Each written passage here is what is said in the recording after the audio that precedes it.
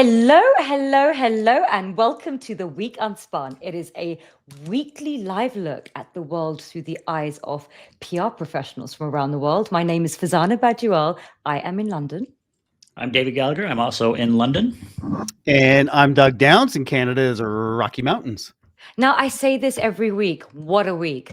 What are we going to unpack today? It's going to be, what's Happy that? Halloween! Ooh. Okay, now, happy Halloween to all those witches like myself who are celebrating. Now, what are we going to unpack? Number one, Bill Gates. Who would have thunk it? My God, he has pivoted on climate change. Number two, we're going to look at layoffs. That's redundancies here in the United Kingdom at Amazon. And my favorite story, an Italian election turns personal as a former minister faces his ex-advisor at the polls. Your thoughts and comments are always welcome, so please comment away. David, I think you're first. Yeah, thanks, and happy Halloween to everyone. I woke up, I think it was Tuesday, maybe it was Wednesday, but I woke up to a New York Times story. This is the Bill Gates pivot on climate change. And I thought, oh boy, here we go. And I kind of braced myself for the worst. By the way, we could do a whole show, I think, on how we first wake up to the news. And I do like the New York Times app, but I digress. Anyway, back to Bill Gates. It turns out he wasn't really reversing himself on climate change, but he was suggesting that maybe this doomsday alarmism, putting too much emphasis on actions like reducing carbon emissions and not enough on reducing human suffering, especially from poverty and illness. So his memo, he posted on his website, was called Some Tough Truths. And maybe if we could kind of show that slide, it lists some of the things he thinks we need to think about. I got to say, I have mixed feelings about this. You may too. On the one hand, the "we're all going to die" messaging isn't really working in most cases, whether it's true or not. And I think there is an argument to be made for moving the conversation away from the stick and towards the carrot of clean energy and innovation, and maybe some new metrics beyond temperature reductions. On the other hand, we humans don't do nuance very well. And I worry that his words may be used to justify or camouflage some walk back commitments from corporates and others. And as soon as that thought entered my mind, I saw the inevitable, I guess I call it a truth from President Trump. We can show that. Really just sort of jumping to some kind of false conclusion. So I was left kind of trying to figure out what I think about this, as I usually do when I'm in over my head, which is often I call a friend. So this time I called Chris Pratt. He's head of sustainability and social impact at the global agency Curzon. And I thought he had some good words to offer on this, and I'll ask you guys for reaction after the fact. But Emil, if you don't mind showing that video from Chris, please. I wanted to offer a perspective on Bill Gates, who this week set out a new position on climate action and climate finance. I view this as an attempt to redefine the middle ground, recognizing that both extremes are really a little too dogmatic and ideologically motivated. And so it's an important move, but I do worry that this is a shift away from being led by the science, which has been such a foundation stone for net zero messaging. And I think why? Because it's particularly hard to argue with the fact of science, and those that have historically been relatively easily labelled as denialists or arguing for delaying action. I think as far as communications is concerned, the pivot to benefits other than a habitable planet began a while ago. So we've seen narratives around resilience, independence, economic arguments, and protection of nature and people, most at risk of harm, becoming far more prominent. The good news is that what we're seeing is, from a corporate perspective, it hasn't stopped climate action. Whilst it's changed the narrative, and the channels and the volume of engagement have changed, we are still seeing action. I think the bigger question for the next few years is whether this change in political air cover and the shift in narrative from the likes of Bill Gates will lead to a wider scaling back of ambition among corporates and individuals, and what role communicators really have in shaping that for better or worse. Look forward to hearing the discussion. Well, I'll say here, thanks, Chris. This sparked a big conversation in a group chat that he and I are both part of, and he is my go-to guy when it comes to any questions on sustainability and importantly how sustainability is communicated. But I guess a question for you both: do you think this will change the way corporate communicators, in particular, talk about climate change? and will it change the action of the companies, regardless of how they talk about it? Well, Doug, sorry, Farzana. Yeah, I mean, first of all, I think the question is it Bill Gates really reframing it in terms of, moving away from this sort of doomsday scenario to something a bit more optimistic, a bit more actually, let's focus on solutions, or is it actually a U-turn? And I think what you had a lot of people that felt that actually he was in a way betraying the climate change sort of movement by, and I think a lot of people didn't actually read his statement, but what they saw was actually President Trump's tweet saying you are wrong. So I think the first issue is that we live in quite a sort of a dirty information ecosystem where some people could misconstrue what he said in terms of him reframing it. They may actually think he's done an actual U-turn, which is what was the gap between what he said and what President Trump alluded to in his tweet. So I think that's the first issue. I think because it's become such a polarized debate, those people who already have entrenched views on either side are just going to reinforce and utilize his position and his latest reframing to sort of further their own agenda. So I think that will be very interesting. But I also think what's quite interesting is that had he come out with this last year, he would have had a lot more negativity than now, because you've seen a lot of other companies walk back on their ESG credentials. And so what happens with human behavior is actually it's always the first few companies that have done it that get that backlash. And then when everybody else sort of walks back, people think, well, actually, we're used to it by now. So I think it's quite interesting, the timing. Yeah, and it's before COP next week too. The timing is interesting there. Maybe that's where you were going, Doug. But sorry. My take is that we've long known that we fatigue under alarmism, and alarmism has been happening for a long time here. Gates is just betting that optimism has better staying power. The problem to me is credibility and context. When the United Nations says devastation and Gates says we'll survive, it's the messenger that's defining the meaning. To some, he's the calm technocrat. To others, the billionaire who is softening the urgency. And that's the paradox here. The same words sound either pragmatic or complacent, depending on who says them and who's listening. And you can see that split in real time. I read the article in The Guardian. It's framing Gates as downplaying climate risk. Fox News, which, sorry, I do check because I'm a balanced reporter, calls it a refreshing reality check. Same quote, opposite headlines. And that's where communicators have to think like architects, designing messages that anticipate distortion and still hold their shape. Whether you agree with Gates or not, he's reminding us that if our message doesn't move people to act, maybe it's not the facts that need to change, it's how we tell the story. Yeah, well said. Well, we could probably have the whole show on this, but I know, Doug, you had mentioned early in the week, you picked up on the Amazon layoffs and how that's been framed. And I think that's probably the next big story in communications this week. Yeah, let's unpack the Amazon story. Earlier this week, Amazon confirmed it's going to cut 14,000 corporate roles worldwide, actually, part of what CEO Andy Jassy is calling an effort to make the company leaner, faster. I want to look at this from two perspectives. One is how Amazon messaged and framed this. The other is how AI is becoming the story itself. Talk about Halloween scary. The message to staff was carefully framed, not about financial trouble, but about streamlining layers, increasing ownership, and preparing for an AI-driven future. In classic Amazon fashion, the communication positioned a difficult announcement as a bold act of reinvention.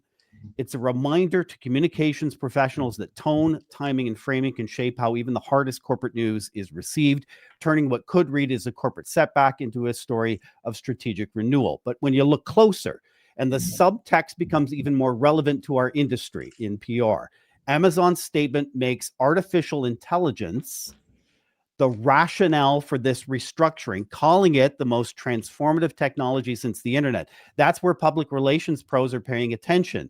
If AI is reshaping how organizations justify change, it's also reshaping how we communicate it. The tools we use, the narratives we build, and even the roles inside our own agencies are all being redefined.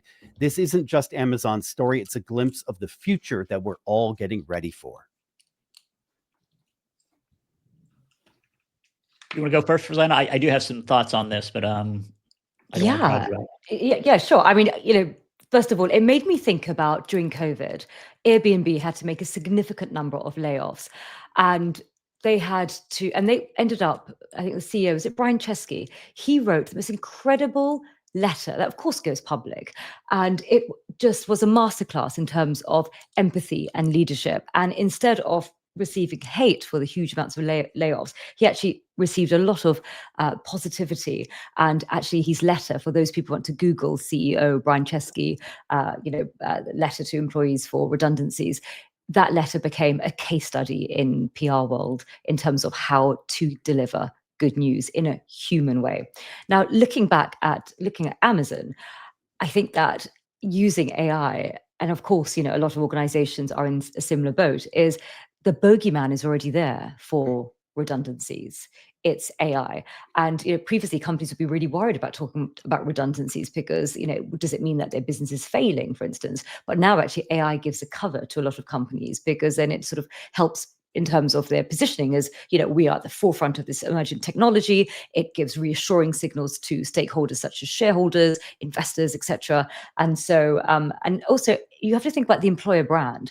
Amazon isn't really considered a cuddly sort of employer brand, and so it's not like so it's not, the expectations aren't there that Amazon is going to really be thinking about talent welfare. They've already been in the news for for a lot of sort of negative treatment of employees. So I think it's also about the gap between the employer brand and how they behave. And so when people see these layoffs, they just think, well, it's business as usual for Amazon. It's always been about the bottom line, nothing new here, let's jog on. Yeah, it's hard to imagine too many companies laying off 14,000 people, and the reviews of the communications coming out pretty positively. And that's kind of what I've seen. Like you guys, I subscribe to a lot of different newsletters, and most of the feedback on how Amazon has handled this has been pretty complimentary. And I guess, to your point, Doug and Farzana, it seemed like it was framed for investors and maybe their business partners. And AI readiness is very popular with both. I suspect some of the changes were actually tied at least as much to robots and automation, which tend to be a little less positive. And so you wrap it all under this AI technology. It seems like this is good for the future. And in fact, AI stock kind of bounced a little bit after this. I think the investor community saw it well. President Trump did not respond to this one, at least not directly. And that's kind of another thing we almost have to think about every time we make an announcement, who's going to respond. But it's also a tale of two cities, because if you look at the social media feeds from employees, especially on TikTok, but also on LinkedIn and others, very different story. A lot of employees, for understandable reasons, weren't happy with the content of the communications, the style of the communications, the timing, or the phasing, and that's a different storyline coming through. I think the message for communicators is going to be, if the investors are happy and the business partners are happy, we can probably ride out the storm with employees. I don't know if that's the right thing, but I think that's probably going to be the takeaway from this. Well said. Well, I want to just, while we have a moment, just compliment you on your show you did this week. And I do say this a lot, but I do think you have a great program where you go deep on topics that I think have some evergreen vitality to the conversations we're trying to have. And this conversation you had with Tina McCorkindale from the Institute of PR on sycophancy and AI, I thought was just really well done. And I did send you kind of a funny video, which I didn't get loaded up in time to tell this, but I just thought it was a great conversation. I just want to compliment you on that, and any other thoughts you had on that exchange with her. Well, just the generic, she blogged about it, and the basic note is, hey, when you're using generative AI, I'll pick ChatGPT. Does it compliment you an awful lot? Like I said, that's a great idea. And even if you completely reshoot, no, you got it all wrong, generative AI will come back and say, you're right, that needs a rethink. It's just too complimentary. After I looked up sycophancy in the dictionary to understand what it meant, we interviewed Tina, and this is a clip of how it went. The problem is that sometimes your ideas maybe aren't great, and it's telling you they are to engage in a face-saving activity. So that's where, and it also depends on the platform. Some platforms are more sycophantic than others. But yes, and there's a great episode of The Daily that kind of spurred this idea for me, and it was about this gentleman who thought he had like solved some quantum math issue and was going to quit his job, and he had all his friends on board, and they were like, "You are the smartest person of the world. You should quit your job." He wasn't even like a mathematician. And when he did send it in before he was going to do this, they were like, "No, this is totally wrong. Everything about this is wrong." But the ChatGPT was like, "You should definitely quit your job." Farzana, I thought you were amazing in that whole interview. You were just fantastic, right on cue. Do you know what? I absolutely love ChatGPT, and I realize I love it because it tells me what I want to hear, and it is quite a slippery slope because actually you start creating your own echo chamber, even more dangerous than social media bubbles. And so we're walking around our social media bubbles telling us the world is as we see it. We then use ChatGPT and other sort of LLMs telling us how marvelous we are. And are we going to end up becoming these fragile creatures that can't sort of be open to dissenting voices and views? And that already is posing a problem for society with cancel culture and polarization. Well, so unrelated to the episode, but related to the topic of the episode, my business, Folgate, we just reached our 1-year anniversary, and I thought we should probably update our website. So I asked ChatGPT, what should I do to update the website? And it said, you got to have an FAQ section. Otherwise, the other machines can't read anything about your website. I said, okay, well, what should the questions be? So it gave me a list of questions, and they're all pretty basic. I said, okay, those are good. What should the answers be? And it gave me some answers, and I loved the answers until I read some of them. I was like, well, that's not actually true. And I would be very happy if that was true, but that's not true either. But I found myself really liking the answers. And I don't know if that's actually the way we should be using artificial intelligence. But again, great show. So it's so interesting the AI has been designed that way, right? Because it's designed by humans ultimately. And to understand you pay credit or give compliment to a human in order to keep them listening and keep them using. It's probably good psychology. Yep, 100%. All right, so Farzana, you've been talking about this story since Monday. So and I wanted you to do a Halloween story, and you said this was better. So let's lay it on us. Okay, so I'm obsessed with Italy and I'm obsessed with Italians, so much so I married one.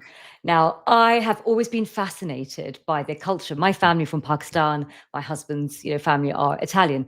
And so my daughter goes around, I'm half Italian. Oh, I'm half Pakistani. And I've always been fascinated with people's responses for countries. And you have this whole sort of thinking in terms of branding of country of origin. So for instance, if I said to you, buy this automotive product, it was made in Germany, people would naturally lean in. If I said, buy this meditation app, it was created in India, people would lean in. So you have this country of this country of origin that actually brings a value or detracts from value.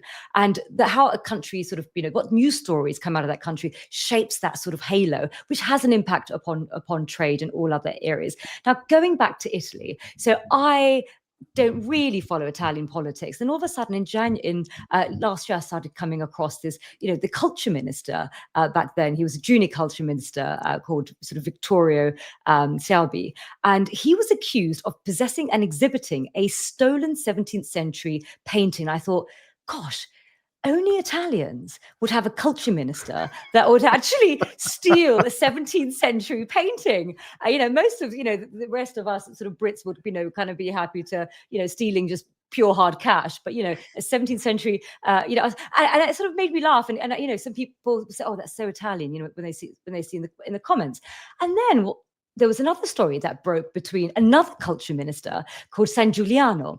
And can we have some lovely photos of Sangiuliano? And it turned out that Sangiuliano, apart from being incredibly busy as a culture minister, a married culture minister, also had an advisor, this lady called Boccia.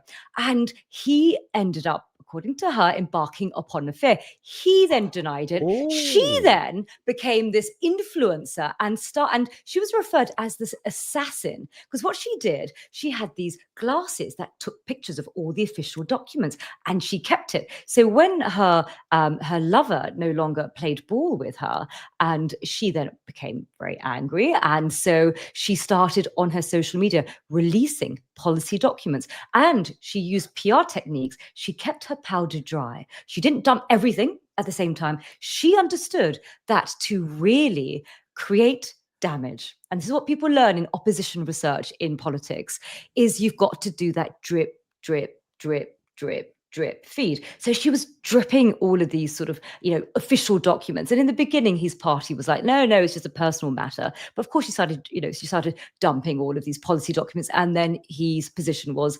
no longer tenable. He then resigned, left. But now what we have is the gift that keeps on giving, the story. So now what you have is he has decided to go for a regional seat, contest a regional seat in Campania. Guess who is his opposition? Maria Boccia. Maria Rosaria Boccia. So now what I want to ask you two gentlemen is, how do you deal with a PR issue like that when your opposition is someone that knows you a little bit too well? I want to hear the debates, right? Yeah, they're going to be spectacular. Just be juicy. Do you want to go first, David, or me? I don't know if I've got a strategy. I do have a notebook where I write down ideas to take to Netflix, and this has got to be a Netflix. So if you want to help me develop the plot line, I think it's great. I don't know what the PR angle is on this, other than he might think about dropping out of the race. That would probably be my advice. Maybe. So I saw two different narratives. I think Sangiuliano, correct me if I'm off. Nicely done. I think his narrative is, I've moved on, I'm credible again. And Boccia, her narrative is, you tried to write me out of the story, but here I am headlining my own story. Classic case of controversy, turning controversy into visibility, where the campaign trail doubles as a redemption tour. And let's be honest, for the press, this isn't politics, right? It's prestige reality TV in Viva Italy. Each soundbite becomes a plot twist. Each public appearance is a new episode. Welcome to the Italian X-Files, everyone. Nothing says healthy democracy like two X's fighting over who gets custody of the electorate. This was a long wind up for you to deliver that line, wasn't it, Doug? That was. I teed it up. That's comedy 101, man. Lead into it, tee it up. Well, sorry, go ahead, Farzana. Yeah, we just got a lovely comment from Sebastio Domingos. Hi, guys. Sebastio from Kula Digital Marketing Agency based in South Africa, and just sending us some love. So thank you so much. Sending it straight back. Sebastio. That's kind, and I meant to ask in the beginning. Any comments are always welcome, and we try to bring them onto the onto the screen. And I want to say thank you to the people who bother to tune in and watch this live conversation. It's fun for the three of us and worth it just for that. But it is nice to know that there are people out there. But we do make the recordings available on YouTube, on my LinkedIn feed, and a couple other channels. And the audiences are nicely growing. So thank you very much for those that either tune in live or that bother to download, and please give them a share and a like. Next week, just looking ahead, I think we're going to have to wing it again without Farzana, who will be in Italy, right? Unrelated to this story. So we are looking at another mailbag episode. That was pretty popular last time. We weren't able to get to everything that was submitted, so we're working on kind of refining that. And I don't know if we're going to be able to open up the questions to everything. But one thing I'm curious about, and sorry to spring this on you guys, but the question I've been thinking about is, can immigration, which is at the center of so many policy conversations around the world, can it be reframed, rebranded into some other way of conversation, and maybe one that's less polarizing and less alienating? So if you're thinking you want to contribute something, you're not sure what you want to ask, you have a point of view on that would be great. But we're also always open to comments on the show, things that we talked about in the past that you didn't get a chance to address, or any other questions or comments you'd like to make. Please send it to me on LinkedIn. I think it's probably the best way to do it, and we'll look forward to that. Okay, I guess we're getting to the last piece here. That all the talk right now in Canada is the Toronto Blue Jays. In the World Series, we're leading the Los Angeles Dodgers 3-2. They just played 3 games in LA. And you know how all the stars come out to Dodger Stadium. I mean, Mary Hart is there. So many stars. Well, I want to show you a photograph of 2 of the well-known celebrities. Well, there's Meghan Markle and there's Do I say Prince Harry, or is that is that the official term, Prince Harry, or has he lost that title? Like I think it's the other prince who lost the title, but I'm not sure. Okay, right. Okay, that's a whole. But they're wearing LA Dodgers caps. You can see how this went over on social media. I mean, your dad is literally Canada's head of state. Talk about being off brand. Emily, come back to me on photo here. This is Canadian money, all right? Hey, Harry, your grandmother's literally on our money, dude. And yet you're wearing an LA Dodgers cap? So just to me, off brand. Reactions from, I guess I'll go first to you, Farzana. Well, maybe he's been briefed by our Department of International Trade as a ploy to reduce our tariffs. Oh, that is spin. We're supposed to unspin it. My God.